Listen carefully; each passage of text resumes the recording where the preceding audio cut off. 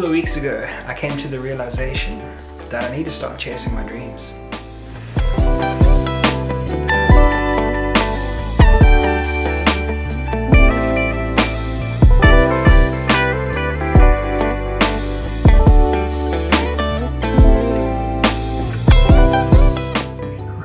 Well, so after coming to that realization, I decided it was time to start looking for what exactly it is that I need.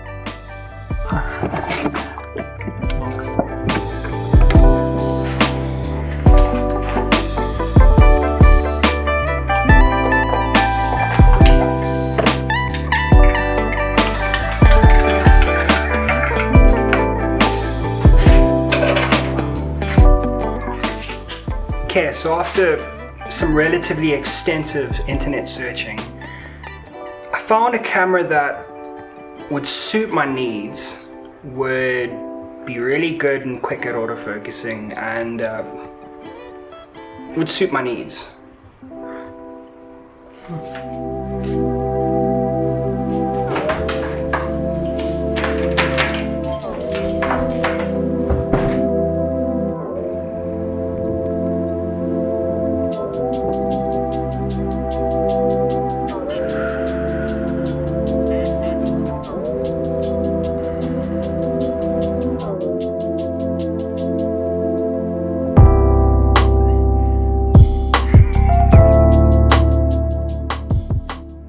Eventually I managed to find just the right camera for what I wanted to.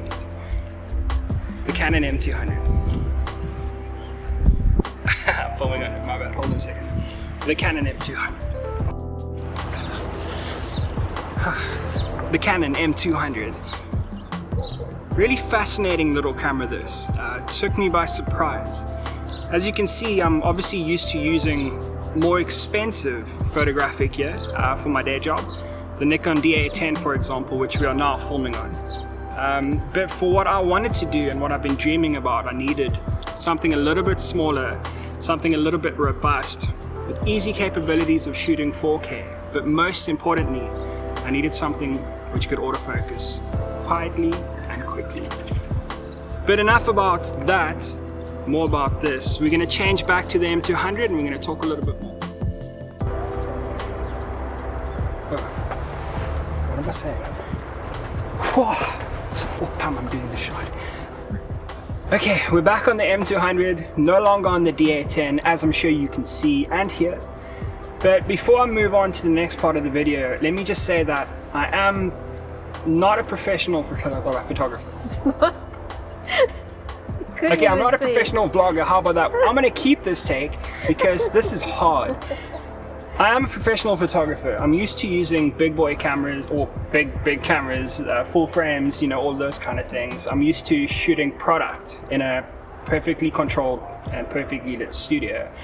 So I never really expected to be using one of these, you know, small form factor, mirrorless, with small EFM lenses. I wasn't going to be using this ever in my life.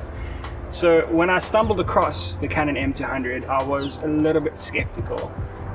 So I got it anyway, decided the very next day we're going to take it out and we're going to shoot.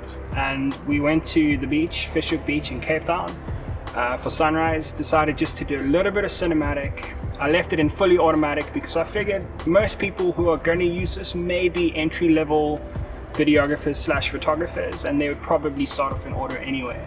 So I shot it in automatic and this is what it looks like.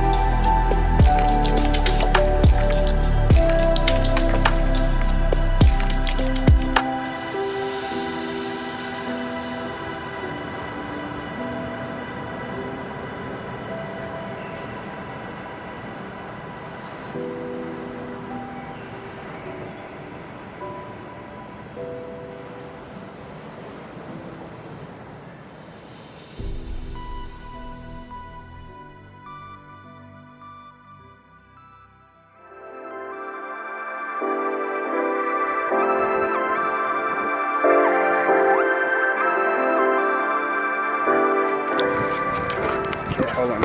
I need to tell you what my wife just said. So, looking out at the scene, she's like, oh wow, that's such a beautiful scene, you should shoot that. I'm like, totally 100%, maybe not on this camera. And she's like, that's why those nature photographers have those extended thingies. And I'm like, you mean a zoom lens? Okay, so, my first impressions, my initial impressions of the Canon M200. Small. That's obviously what struck me at first. Very small, very well built, however. You can tell that it's plasticky. However, you can't tell that it's well put together. It's solid for its size, if you will. Very easy to use. As you fire the camera up, it gives you a whole bunch of options. The mode that it's generally set to, which is above the camera mode, full auto, it gives you a whole bunch of presets should you want to use some of the Canon presets. I flicked it straight into video mode. I played around a little bit with full manual. Once again, also very easy to navigate. Very simple to get to full manual as well in the video mode. Video quality wise, I found that, well, obviously the higher quality you shoot at, the shorter amount of time you have to shoot. And I found after using the camera for about 30 minutes off and on, or on and off, I got an overheating error which weirded me out. I freaked out. I was like, did I just buy like a bunker camera? Turns out it's relatively normal. Obviously I hadn't been shooting for 30 minutes straight, but we had the camera on for about 30 to 40 minutes straight. Automatic mode in low lights, definitely up and down. It chooses to go to very high ISO very quickly, whereas I would probably have shot something at about 800 ISO. It was pumping it up to like 3200 and up. So it resulted in naturally grainy footage. Other than that, it handled what I was doing very well. Once I had enough light, that is. Once the sun had started to peek through the clouds, it was doing what I needed it to do.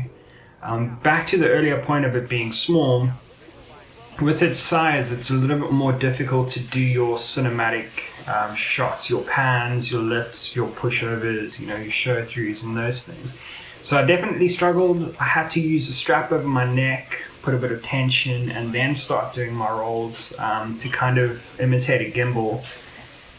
After shooting with it, that is, after getting the footage onto the computer, I was also very impressed with the grading. I am shooting on flat mode, however the Canon's grading is very nice. I did obviously put all my own lights in it for my cinematics, but sorry, the wife's cooking, but it's fine. But yeah, I think my initial impressions, very easy to use, very user-friendly, very beginner user-friendly. From here on out, I'll be pushing its boundaries. I'll be using it more as a professional camera, if you will.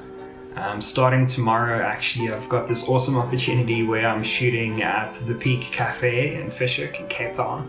Going to be shooting some B-roll as well as meeting the new owner, Mick, and just chatting to him about where he's going. So you'll see the footage of that in the next vlog.